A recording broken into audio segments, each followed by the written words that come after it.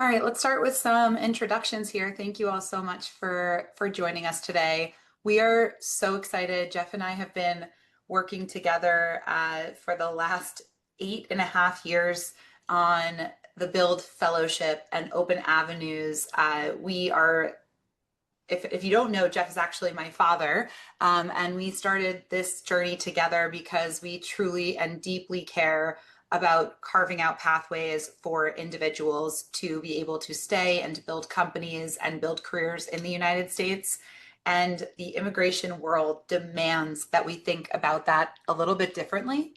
It demands that we think within legislation to think creatively, to build out programs and opportunities, and create an ecosystem of institutions that are willing to work together to ensure that top talent from around the world can come to the United States and thrive here.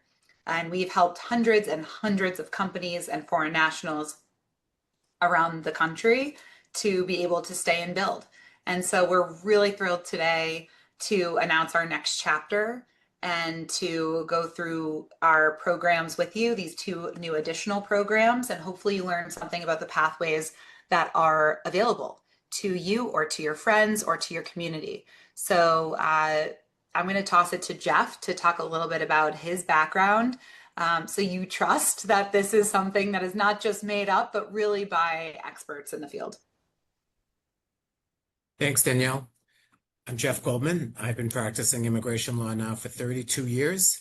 I've been the head of immigration at two of the country's largest law firms, and for the past 16 years, I've had my own firm based in Boston. So I mostly am practicing employment-based immigration, which is helping companies solve their problems with trying to find the right talent and helping foreign nationals who are talented obtain all kinds of work visas and green cards. And Danielle and I together have helped found the Build Talent Labs, and really excited for Danielle to tell you more about it. Amazing.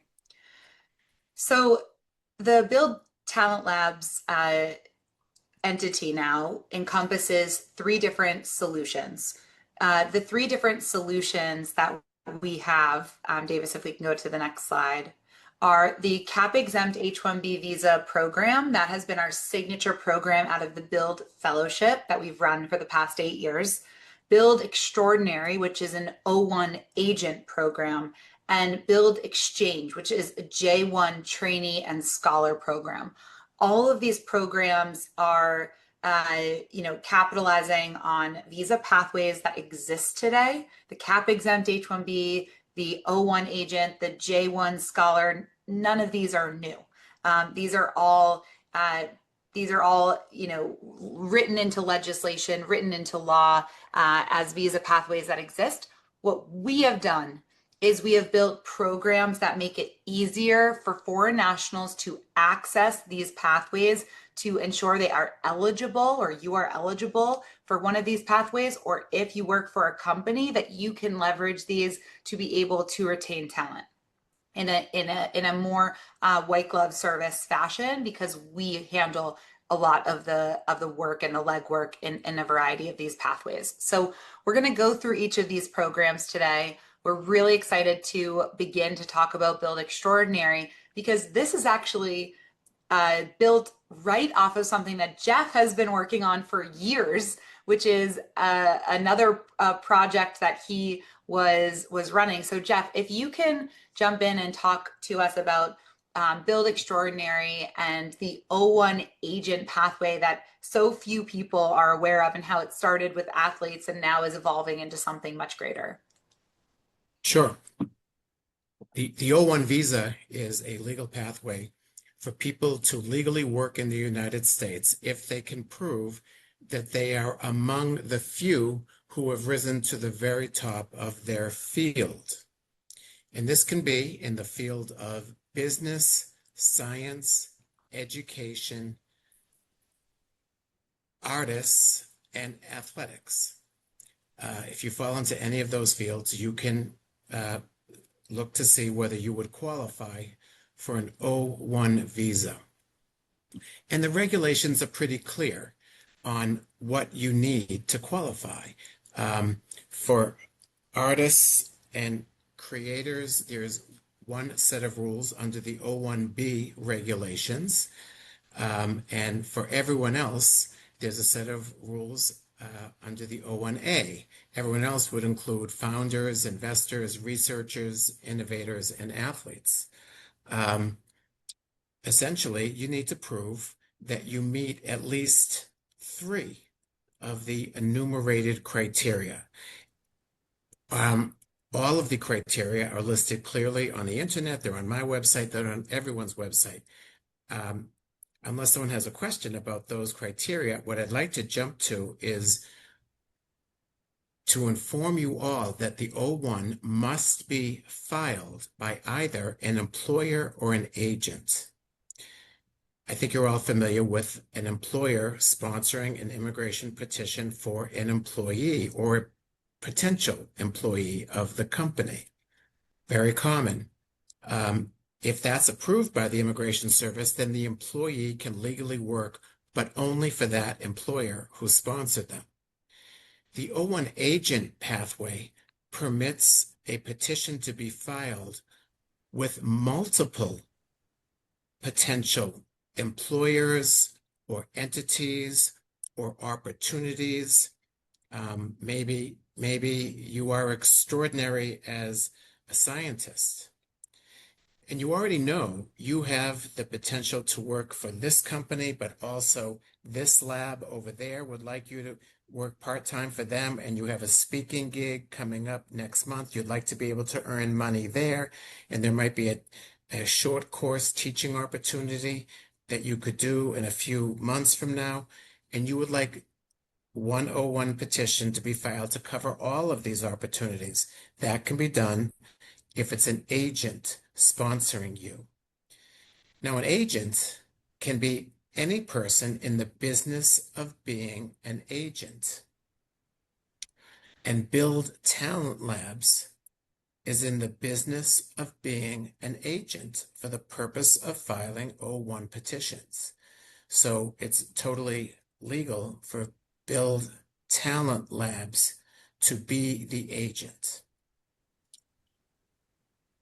The agent could also be the main employer you're going to work for. But that's not that common because the main employer isn't that excited about getting involved and taking the time and the energy to make sure they're properly helping all these other potential employers be able to employ you. But if they were interested, yes, it could be the employer. It's simply checking off a box on the application form that says, we're filing this not as an employer, but as the agent, so that there's no confusion with the U.S. Immigration Service. Danielle's going to get into the details about how Build Talent Labs can be the agent and what we can do as an agent that to help you get a bigger bang for your buck out of the O-1. Awesome. So just to add on to that, Jeff actually for years ran a company called Athletes Worldwide, which sponsored athletes as an agent. And was able to, it served as an agent service for athletes to be able to come to the US and work for a team and also get sponsorship by Nike and also participate in multiple tournaments and get paid by multiple US employers, not just the one entity that wanted to sponsor them for the O-1 or the one team. And so the O-1 agent is a powerful tool to diversify employment opportunities that you have and take control over your O-1. Because in this new world of Build Extraordinary, now that we have expanded agent services beyond just athletes to include STEM professionals or individuals who are researchers and innovators, founders, investors, now we are able to say, do you want to work for Microsoft and work for your own startup company? You could actually, instead of having Microsoft be your O-1 agent, you could have Build Extraordinary be your O-1 agent, and you could work for Microsoft on that O-1 and your own startup company. Because what we do is we build an itinerary. And if we go to the steps of what we do here at Build, we are able to actually build you a portfolio of contract work or W-2 employment. And if you are eligible for an O-1. We're not going to help you become eligible for an O-1. You have to have eligibility when you come to us, and you have to have some type of employment. But if you do, even if it's a W-2, even if it's a contractor, if you start your own company and you have some contract work that you have, or you are an independent contractor that's been hired by multiple entities to do contract work, you can add those into an itinerary and we will build you a full portfolio of what it looks like to actually be sponsored for an O-1 through our agency. And we then, keep that record. We work with whatever attorney you want to work with to file that O-1 petition. Jeff's firm works with us closely if you need more support, but you might have an attorney you work with already, and we can work with them as well. And then you are able to work across multiple employers. Danielle, I'd like to jump in with an example, if I can. That's perfect, yes. It just actually came about this week, and it was for a really good reason why the employer and the employee wanted to use an agent. The main employer is a hedge fund company in New York. They found the perfect candidate who qualifies for O-1. But they didn't want to file as the employer, because what they want this foreign national to do is to work on 10 different projects and get paid by 10 different investment opportunities that they have, and they didn't want to be the only one to pay. And moreover, they did not want to have to form an employer-employee relationship. They wanted this foreign national to be a contractor. So the O-1 agent pathway takes care of all of that. And we're busy at work right now working on that. So the hedge fund is going to be the agent in that case. I explained to them about Build Extraordinary, and they're very excited to hear about it, but they are all set being the agent in this particular case. But it's for good reason, lots of good reasons why everybody wants to use an agent instead of a regular employer-employee relationship. And the reason why you might you might want to work with a Build Extraordinary as an independent agent is because you have freedom to be able to move employers, to be able to change employers without having your company be the agent, where they obviously don't want you to work for multiple entities. They want you to work for them. And so having an independent agent does allow you to work as that contractor, change jobs with less stress. You maintain your O-1 employment even if you are moving to a new company, although we will have to inform USCIS that change in your employment exists unless you're an athlete. But if you are a professional in another field, we will, inform USCIS about those changes. But this flexibility is just not known right now in the space. And so Jeff and I are so excited with our team to be able to launch this O-1 agent program. So that's the Build Extraordinary program. We'll definitely answer more questions at the end. I want to move on to the Build Exchange. Build Exchange is a new J-1 program. Jeff, can you talk about J-1s in the field, how they're typically seen, and a little bit of, where we're heading with this? The J-1 visa is officially called the Cultural Exchange Visa, and it encompasses about 12 different kinds of job opportunities in the United States, all of which involve some kind of a cultural exchange. At the lowest end of J-1 cultural exchanges are summer camp counselors and au pairs. They're coming here to work, but they're also coming to gain some kind of a cultural introduction to the United States. And then all the way up at the highest end would be postdoc researchers or research scholars, also coming to work, but also looking for some kind of cultural introduction to the United States. So there are two particular J-1 programs that are of interest to so many businesses, companies, and talented foreign nationals out there: the J-1 Research Scholar and the J-1 Trainee Program. what's really interesting about the J-1 Research Scholar program is that just 2 years ago, the United States State Department announced a new effort to let the public know that private entities can sponsor J-1 visas for research scholars, not just universities or or national laboratories, but private companies can too, as long as the job does include some kind of research. They also expanded the definition of research. So we're talking about all kinds of research could be used. It doesn't have to be scientific research. Um, J-1 and research scholars can come for up to 5 years, working for a particular employer, um, and doing the research. A trainee is a little bit less than a research scholar. It's a skilled professional who must have at least a bachelor's degree from a university outside the United States. And they're coming to receive some kind of a specialized training that's part of work. So they're definitely working 40 plus hours, but there just has to be a definite training component with a person at the company who's a proper person to conduct the training. They're very popular. And the other nice thing about the J-1, a couple of nice things about the J-1. One, they're underutilized. There's plenty of J-1s out there available. We never run out of J-1s. Number two, if you happen to be married, a spouse can work.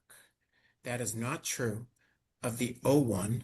It is not true of H-1B, but it is true of a J-1. So many people who are eligible to come on J-1 or O-1, they prefer to come, if they're eligible to come on H-1 or O-1, they prefer to come on a J-1 because a spouse can work. Unless they want to file a green card right away, in which they typically will choose an H-1B because it has immigrant intent and allows you to start that green card process.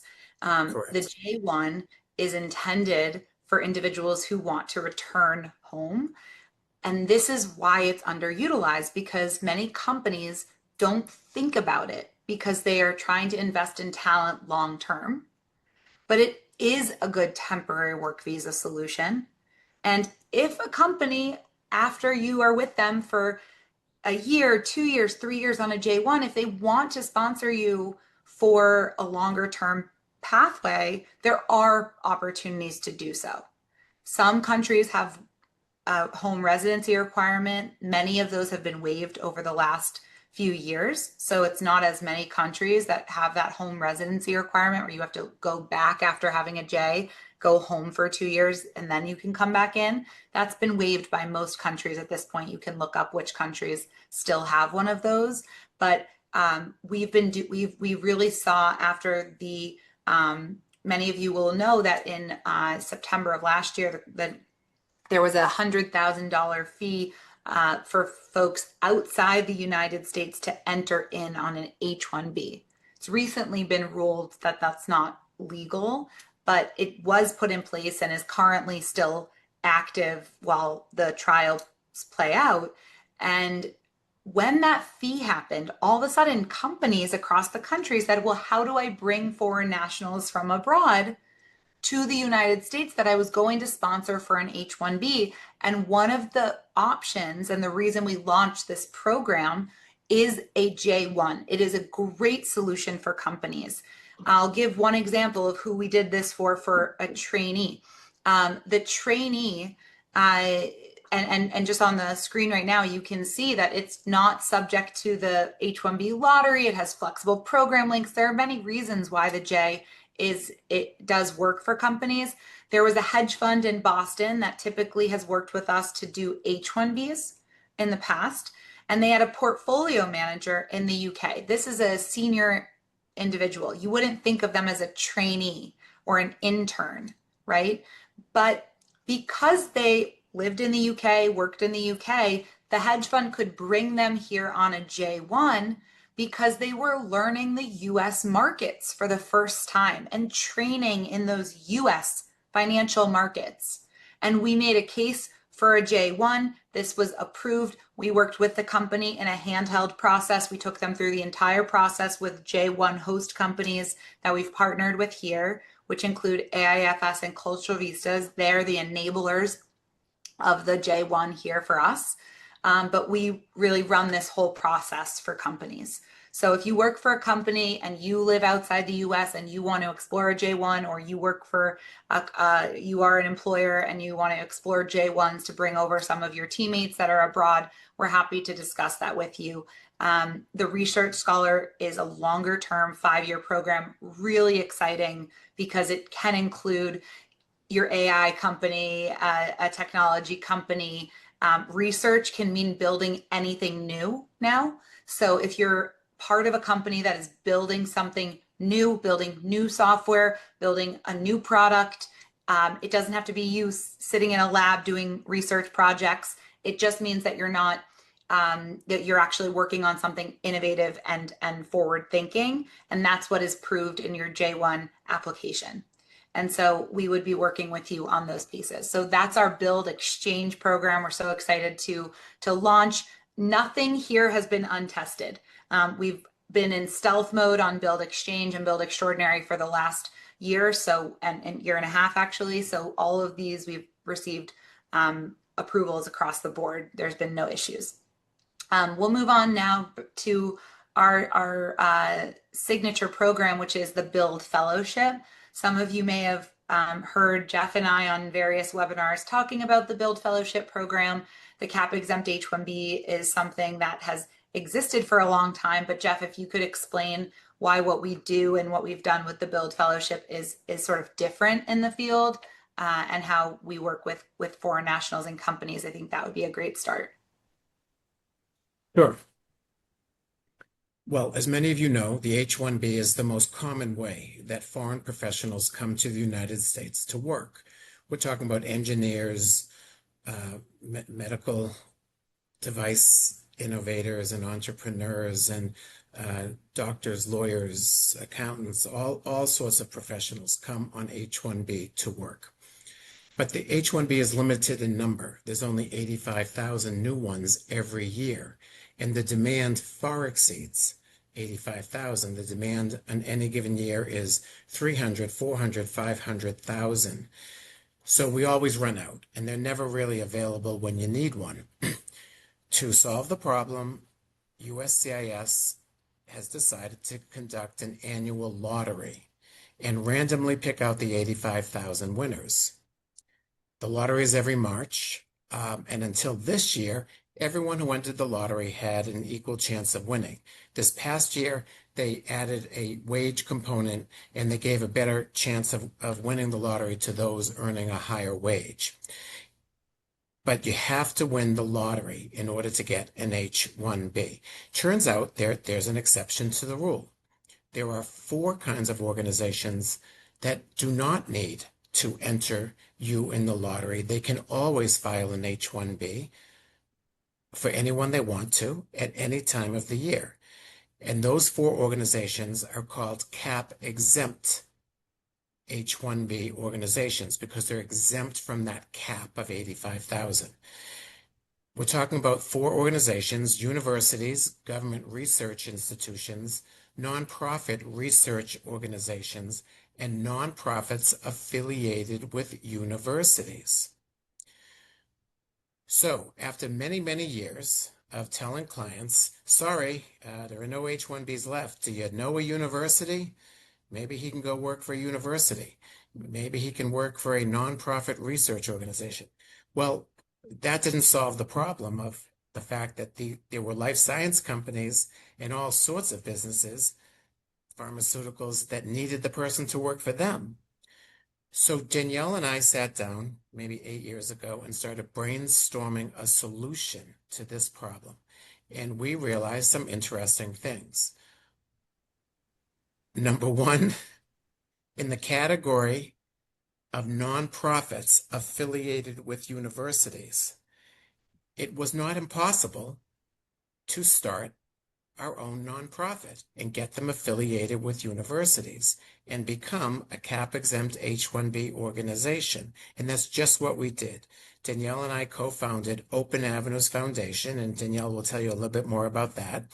But Open Avenues Foundation has already been approved by the U.S. Citizenship and Immigration Services hundreds and hundreds of times as a legitimate Cap-Exempt H-1B that can always file an H-1B petition whenever they want to. Now, we also recognize a second section of the law that says if anyone is inside the United States in H-1B status, then any employer can file its own concurrent H-1B petition also without winning the lottery. And this is the part that really surprised me. This is not just for people who are in the U.S. in H-1B status because they won the lottery. It can also be because they're in the U.S. in H-1B status because they had a Cap-Exempt organization file a petition for them. So Danielle and I took all of these different sections of the law and combined them and built a program called the Build Fellowship, where Open Avenues Foundation and one or two other nonprofits that are affiliated with universities are filing part-time H-1B petitions for talented foreign nationals. We're approached by foreign nationals and we're approached by companies, but they need a Cap-Exempt H-1B because they don't have another solution. And we file a part-time Cap-Exempt H-1B petition for them, and our nonprofits put the person to work in a legitimate part-time H-1B job. We're following all the regulations and rules, and we're paying the fair wage. And as soon as our petition is approved, the full-time employer, the one who really needed the foreign national to be full-time, they can step right in and immediately file their own concurrent H-1B petition without winning the lottery. The one catch, the foreign national must remain employed by the Cap-Exempt organization. In this case, it would be our nonprofit, maybe Open Avenues Foundation. They must remain employed for that part-time work in order for the full-time H-1B employer to keep their H-1B without winning the lottery. If the foreign national stops working for the Cap-Exempt organization, USCIS will cancel the Cap-Exempt organization's H-1B, and they'll also cancel the full-time employer's Cap-Exempt H-1B because no one won the lottery and there's no Cap-Exempt H-1B employer involved anymore. To So summarize, that's to summarize that, essentially the way the policy works is that you can have two H-1Bs at once, a part-time Cap-Exempt H-1B and a full-time Cap-Exempt H-1B with any company that might not be Cap-Exempt. So Tesla, your startup company, doesn't matter who they are, you can work for them on an H-1B if you're already in Cap-Exempt status. And so that's why that's, as Jeff said, that's the Build Fellowship's role, is offering these part-time Cap-Exempt petitions so you can go work any time of year for those employers. So if we move to the next slide, you can see that, at any time of year, we're able to file these for Build Fellowship. It takes us about 6 to 8 weeks to get these approved. So people come to us usually 4 months before an H-1, a OPT is about to expire. And we're able to file a Cap-Exempt H-1B with one of our nonprofits. And then we work closely with your employer so that they can file the concurrent visa. Notice I said we work closely with your employer. We do not work with you individually if you do not have U.S. employment. We don't offer a job to you and we don't source jobs for you. We have a program where companies come to us with top talent that they really want to keep and retain and hire. And that is when we implement the Build Fellowship program, and the company pays us for this program.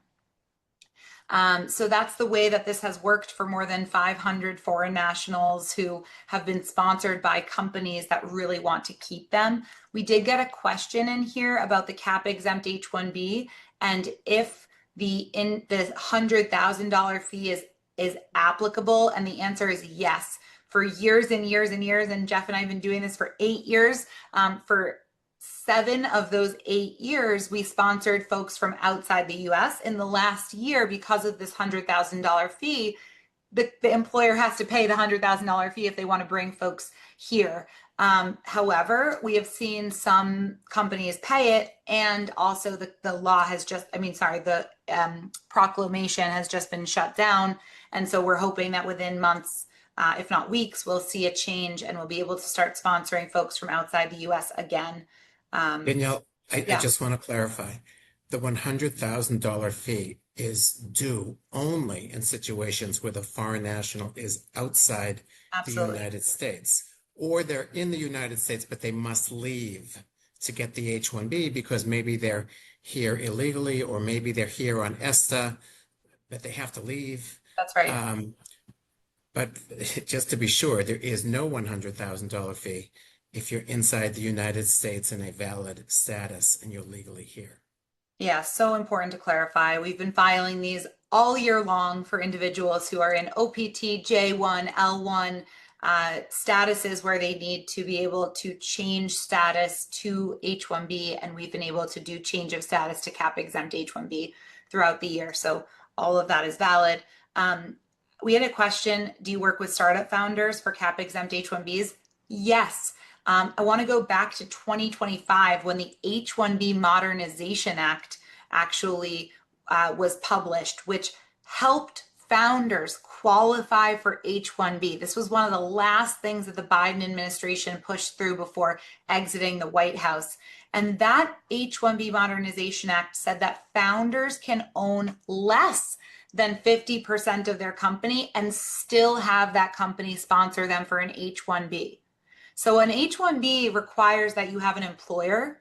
And so if you're a founder, Jeff or any lawyer around the country is going to have to prove that your company employs you, that someone manages your employment, whether it's a board of directors or your co-founders, or, there will have to be that relationship.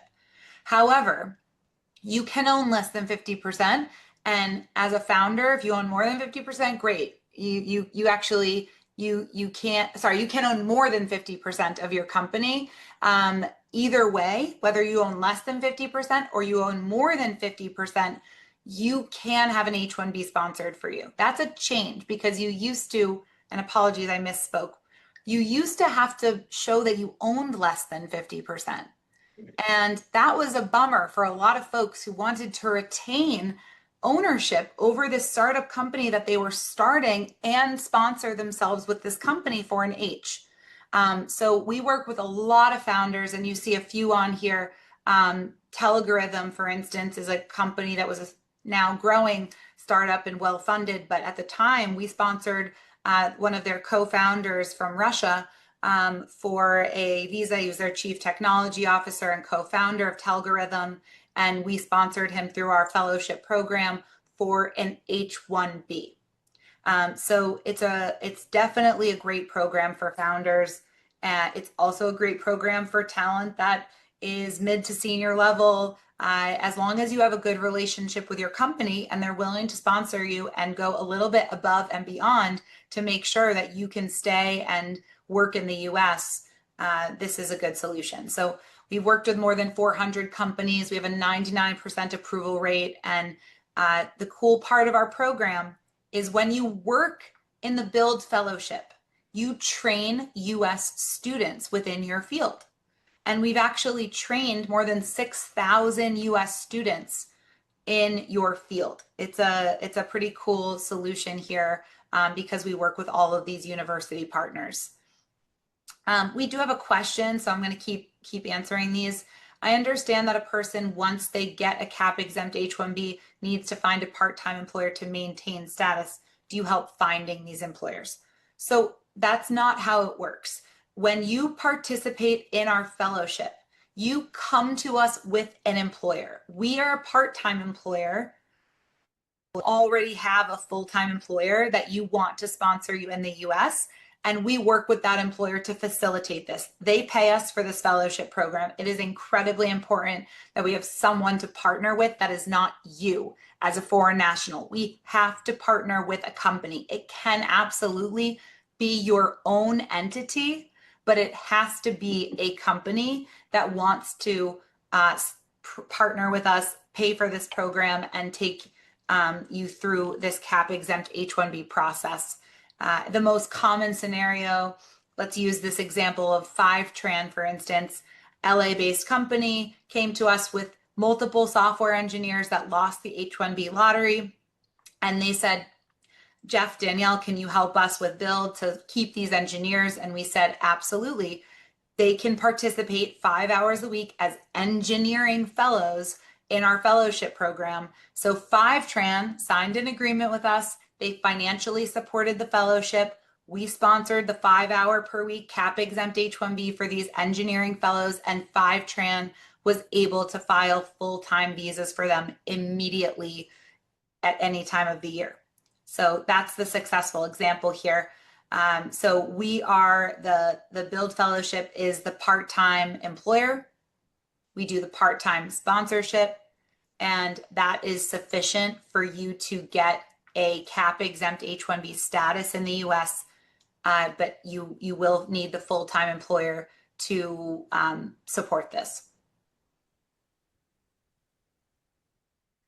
And they have to support at the beginning stage. This isn't like you work in our program and then you find an employer. That's not how this works, Deepak. You don't join our program, then go find an employer. You have to have an employer when you come to us. So we work with companies across the country. We work with folks who are currently in OPT. If you don't have a job, this is something to keep in mind, but it might not be for you right now. So those are our 3 programs. If anyone has any questions on these 3 programs, we're so happy to answer them.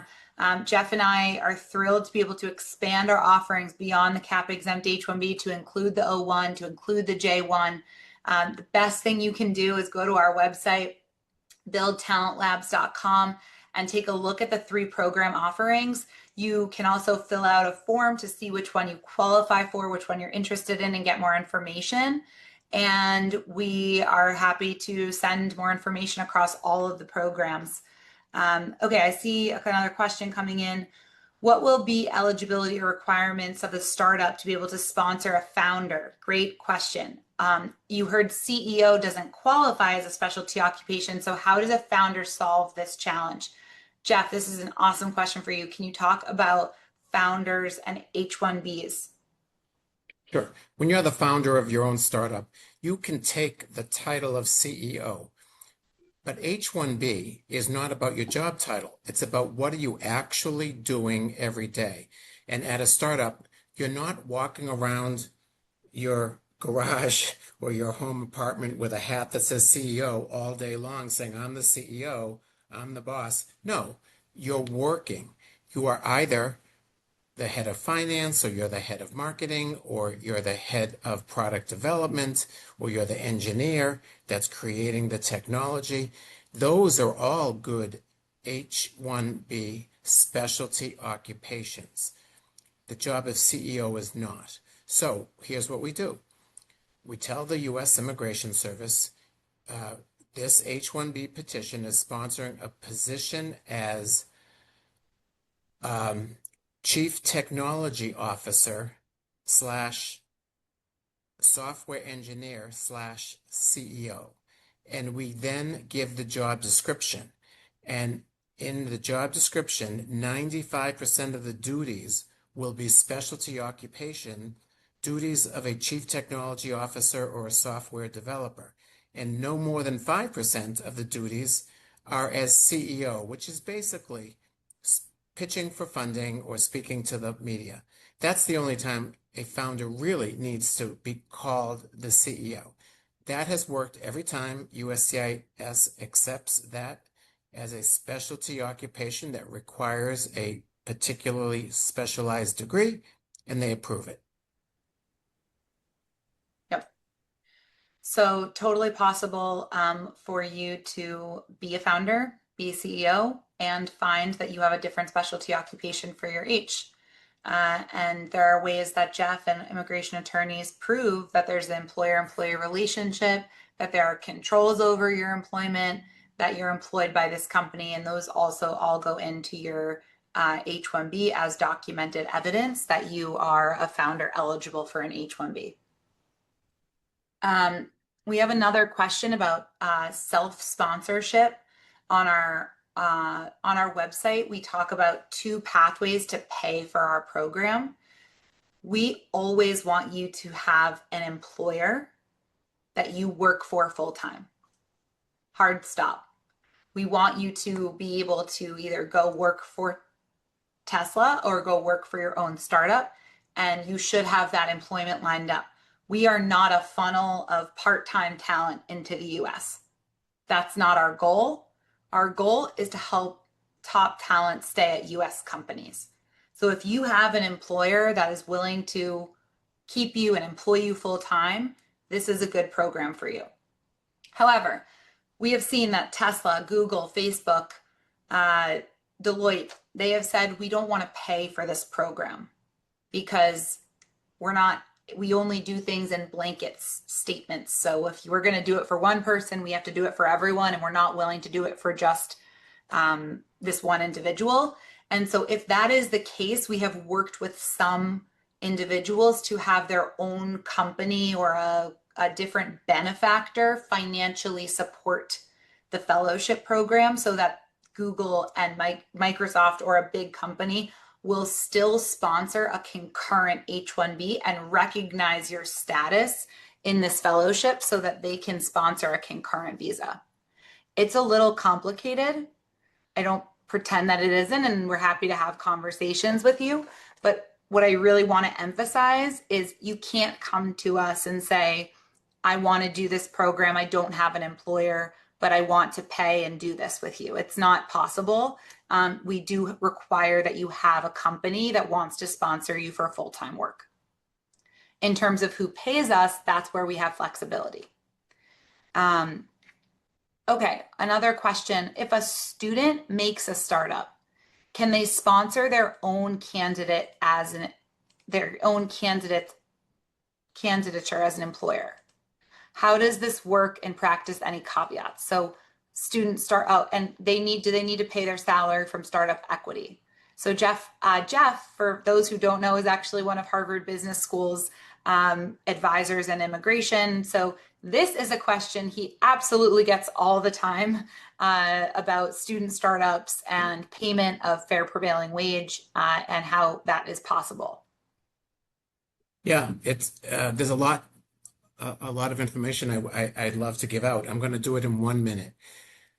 Number one, there's only a few ways students can work. If you're F1 student, there are certain things you can do as an F1 student, even if you don't have work authorization. You can start your own company. You can be named to the board of directors of your company, and you can hold one of the honorary titles such as president, treasurer, or secretary. What you cannot do is productive work that advances your product or service unless you have work authorization. Foreign students are eligible for work authorization known as curricular practical training, or CPT, and you should talk to your International Scholars Office about how can you get CPT so you can work on your own startup while you're a student. It's also possible to use some of your OPT, which is optional practical training, that's normally reserved for post-graduation. It's possible to use some of it pre-graduation.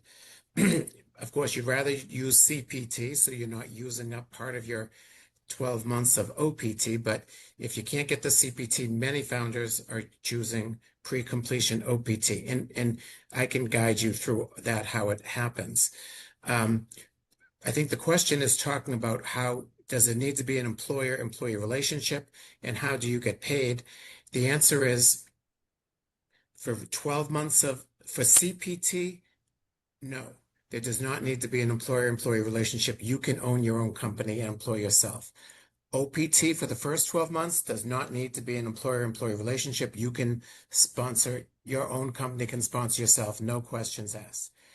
STEM OPT, the next 2 years for those who have a degree in a STEM field. There is an employer-employee relationship, but it's not that hard to qualify. You simply need to prove that you do not control your own hiring and firing. So simply, we help you add language to your bylaws if you're a corporation, or your operating agreement if you're an LLC, that says the board shall control all hiring and firing and not any specific employee, including the founder. So then that is always qualified as a valid employer-employee relationship. And then the next stage in a typical path is H-1B. And as Danielle has said, as of 2 years ago, since the new H-1B Modernization Act became a reality, actually, it's not a requirement at all to prove for H-1B that there's an employer-employee relationship. It's just that if your own company is sponsoring you and you own more than 50%, the H-1B will be good for only 18 months at a time instead of the normal 36 months, which is not a big thing to suffer. It's so exciting that you can sponsor yourself. Your own company can sponsor you for H-1B. The only one that has to be paid the fair wage is an H-1B. Yep. Great. Amazing. And Davis just put up, our colleague put up the information here. You can email us at info@buildtalentlabs.com. If you go to buildtalentlabs.com, I put the link to the nomination form. If you're interested in any one of these programs that we put out here, please go ahead and fill that out. We will be sending out the recording to this presentation. I see someone just asked how the O-1 agent sponsor works. We talked about it at the beginning, so we won't talk about it again now, but we will certainly send out the information here.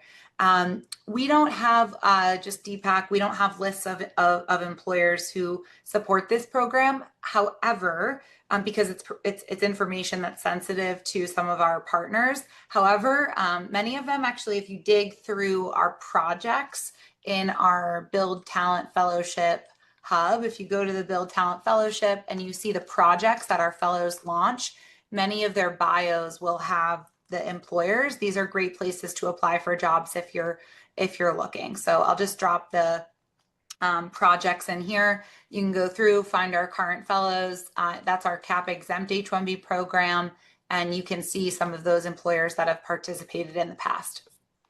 So just want to thank everyone for your interest. Thank you all so much for your attention here and for joining us today. And we will send this out. We'll be in touch. We're here, and please follow us both on LinkedIn. We're filled with updates and information as things change and evolve in this ecosystem, and we'll talk soon. Thanks all.